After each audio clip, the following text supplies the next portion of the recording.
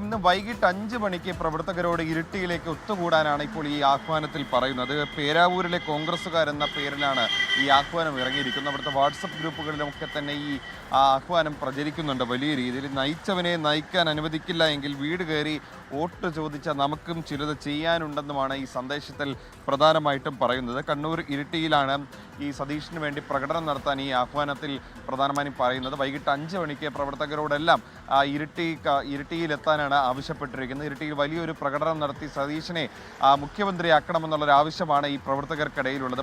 കണ്ണൂരിലെ പല സ്ഥലങ്ങളിലും സതീഷിന് വേണ്ടിയിട്ടുള്ള ഫ്ലെക്സ് ബോർഡുകൾ കഴിഞ്ഞ ദിവസങ്ങളിലൊക്കെ തന്നെ ഉയർന്നിരുന്നുണ്ട്. ഒപ്പം തന്നെ KC വേണുഗോപാലിൻ്റെ ഫ്ലെക്സും ചില സ്ഥലങ്ങളിലൊക്കെ തന്നെ ഉയർന്നിരുന്നു. കണ്ണൂർ ടൗണിൽ കാൾടെക്സിലൊക്കെ തന്നെ KC വേണുഗോപാലിൻ്റെ ഫ്ലെക്സും ഉയർന്നിരുന്നു. കഴിഞ്ഞ ദിവസം പഴയങ്ങാടിയിൽ KC വേണുഗോപാലിൻ്റെ ഫ്ലെക്സ് ആദ്യം ഉയർന്നിരുന്നു. ഈ തെരഞ്ഞെടുപ്പ് വിജയം വന്നതിന് പിന്നാലെ പിറ്റേ ദിവസം അതിനോട് ചേർന്ന് തന്നെ VD സതീഷിൻ്റെ ഫ്ലെക്സും വന്നിരുന്നു. നയിച്ചവൻ തന്നെ നയിക്കട്ടെ എന്നുള്ള വാചകങ്ങളോടെയായിരുന്നു ആ ഫ്ലെക്സ്. അതിന് പിന്നാലെയാണ് ഇപ്പോൾ പേരാവൂരിൽ സണ്ണി ജോസഫിൻ്റെ മണ്ഡലത്തിൽ അദ്ദേഹത്തിൻ്റെ തട്ടകത്തിൽ ഇങ്ങനെ ഒരു ആഹ്വാനം പ്രവർത്തകർക്കിടയിൽ ഉണ്ടാകുന്നു. അവിടുത്തെ വാട്സപ്പ് ഗ്രൂപ്പുകളിലാണ് ഇങ്ങനത്തെ ഒരു ആഹ്വാനം നടത്തുന്നത്. പ്രവർത്തകരോട് 5 മണിക്ക് വലിയൊരു പ്രകടനം നടത്താൻ ഇരിട്ടിയിലേക്ക് വരണമെന്നാണ് ഈ ആഹ്വാനത്തിൽ ഈ വാട്സപ്പ് മെസ്സേജുകളിൽ പ്രധാനമായി ആവശ്യപ്പെടുന്നത്.